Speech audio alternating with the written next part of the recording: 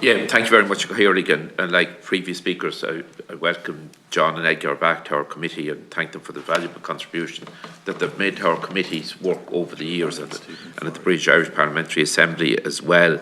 Could I just say, as the Oireachtas said at the outset, there's a huge emphasis on the need for education attainment to be improved in Northern Ireland.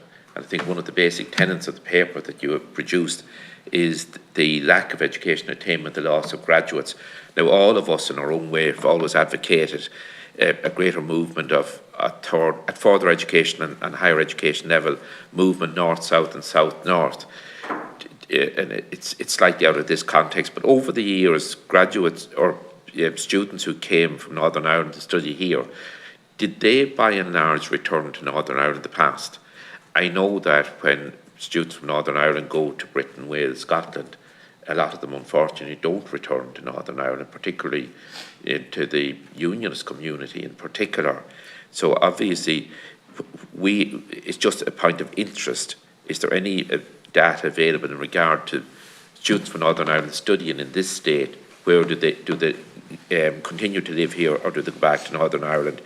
Again, education plays into the whole area of productivity.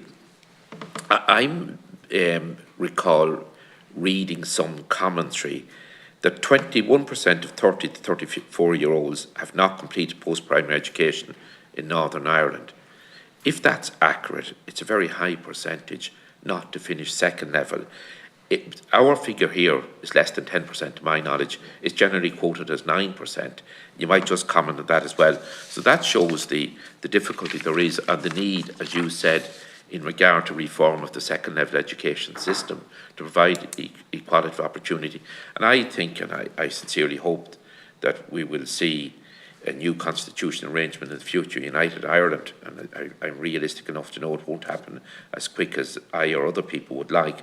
But I think the people in our jurisdiction are by and large used to a good education system, and they would not want an inferior education system in any part of our island. I think that would be a basic philosophy of most people who want to see education opportunity, because all of us, speaking for myself, have been a beneficiary of free education and getting access to third level as well, that I wouldn't have had the opportunity were it not for the policies that were implemented from the late 1960s onwards, and so many huge proportion of Irish people are beneficiaries of that improvement, so they are.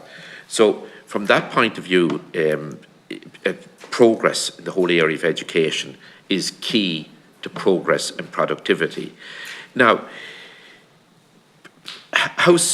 with everything, every policy in place and strategy to improve productivity in Northern Ireland vis-a-vis the South, that won't happen overnight either.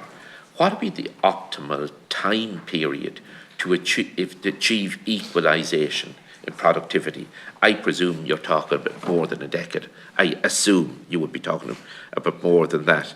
Could I also ask, another figure I saw quoted, and again, I don't know how right it is, and I understand why your paper is based on the 2019 statistics because of the transfers due to COVID-related problems. The revenue in Northern Ireland was 17.7, in 2019, 17.7 billion was the revenue, and the expenditure was 28.4 billion. So that's a deficit of almost 12 billion euro. If the Northern Ireland welfare rates were brought up to the prevailing rates in this state, that they were equalised and improved for Northern Ireland, a figure that has been put out in the public domain as well is that the subvention then would be around 20 billion euro. You might just comment on that, if that's accurate or not. One thing that you would have heard us speak about here in the past is the benefits of the All-Ireland economy. And you know, Edgar's familiar with the territory that I represent, and we have seen it firsthand in a relatively undeveloped area, the Central Border region.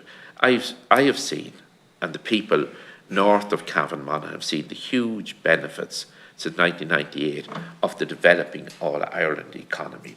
And I think that's often the unsung part of the Good Friday Agreement that's not talked enough about.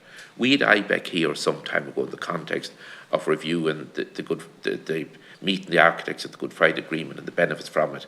And I think it's an area that's not quantified enough, because so much has happened despite the political challenges with the institutions in Northern Ireland not being in place for a substantial part of that period.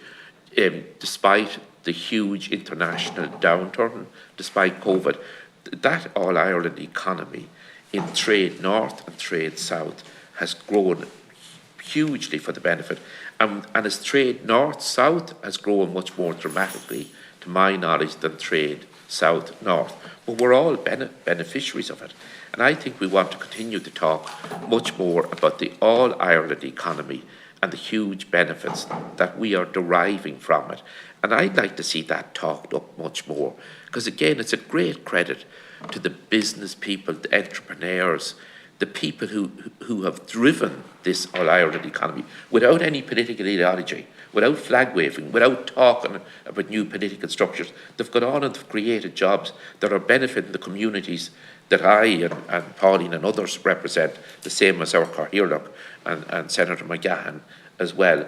So in a new constitutional arrangement, I presume that there would even be a greater impetus given to that all-Ireland economy as well.